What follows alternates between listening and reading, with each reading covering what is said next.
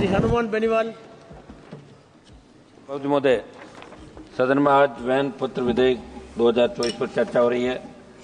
मैं इस अवसर पर वैन पत्र विधेयक 2024 के संबंध में अपने विचार प्रस्तुत कर रहा हूँ। सभापति महोदय, ये विधेयक किसी वैन पत्र में नामित पारिस्थिति तथा किसी वैन पत्र के पृष्ठांकित के बाद में अधिकारों और दायित्वों के अंतरण से संबंधित है। जिस वैन पत्र में वर्णित माल की संपत्ति पारिस्थिति या पृष्ठांकित होने के कारण चक्रांत किया जाता है। इस विधेयक में ऐसे कई प्रावधान जो व्यापारिक व्यवस्था, माल ढुलाई और आर्थिक प्रक्रिया को प्रभावित करेंगे, लेकिन इस विधेयक से सरकार की नीतिगत खामियां भी स्पष्ट रूप से दिखाई पड़ रही है, जो उद्योग जगत और छोटे व्यापारियों के लिए हितों के विपरीत है। सभापति महोदय, विधेयक की जटिलता और अस्पष्टता। सरकार द्वारा प्रस्तुत ये विधेयक अत्यधिक जटिल और अस्पष्ट भाषा में लिखा गया है। इसमें निहित कई प्रावधान स्पष्ट नहीं है और कानूनी दाव पेंचों में उलझे हुए हैं। ये स्थिति विशेष रूप से छोटे और मध्यम उद्योग एमएसएमई, लघु व्यापारियों और स्थानीय आपूर्तिकर्ताओं के लिए चिंता का विषय है। यदि विधेयक का क्रियान्वयन जटिल रहेगा तो इन व्यापारियों को कानूनी परेशानियों का सामना करना पड़ेगा, जिससे उनका व्यवसाय प्रभावित होगा। सभापति महोदय, व्यापारियों और उद्योग जगत के लिए खतरा।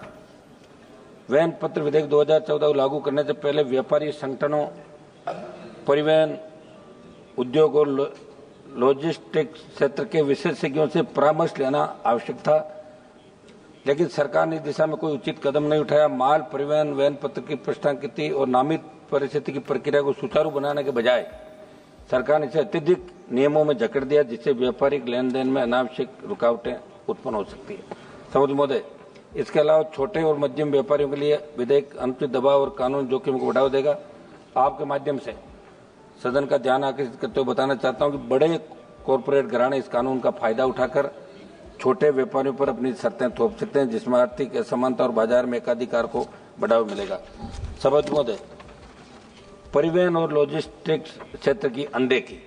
इस विधेयक से परिवहन और लॉजिस्टिक्स क्षेत्र पर सीधा प्रभाव पड़ेगा, क्योंकि माल के स्वामित्व के हस्तांतरण में परिवर्तन लाने का प्रयास किया गया है, लेकिन सरकार ने स्पष्ट नहीं किया कि इस परिवर्तन का परिवहन कंपनियों, ट्रक मालिकों और गोदाम प्रबंधकों पर क्या प्रभाव पड़ेगा।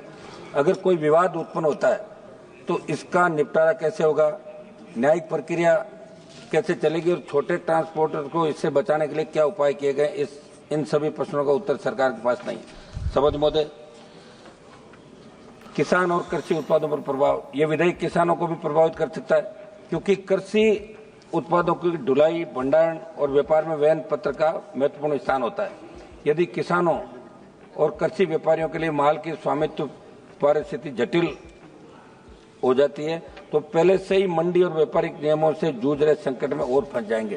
सभापति महोदय, विवाद समाधान तंत्र का अभाव। इस विधेयक में कोई ठोस विवाद समाधान प्रणाली का उल्लेख नहीं है।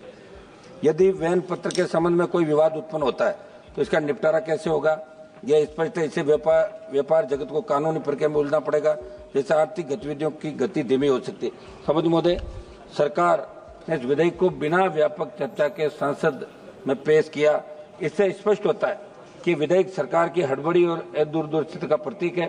सरकार द्वारा लाए जा रहे कई विधेयकों की तरह यह विधेयक भी एक प्रबंधन के बजाय नियंत्रण की मानसिकता दर्शाता है। सभापति महोदय, जब सरकार लगातार बनी थी 19 और अब आपके 24 के अंदर, 14 के अंदर, तब आपने हमेशा एक वादा किया था कि जितने भी अनावश्यक विधेयक है, बिल है, उनको हम खत्म करेंगे। लेकिन यहाँ तो बिल पे बिल लाए जा रहे हो आप, और मुझे नहीं लगता कि इन बिलों का औचित्य है।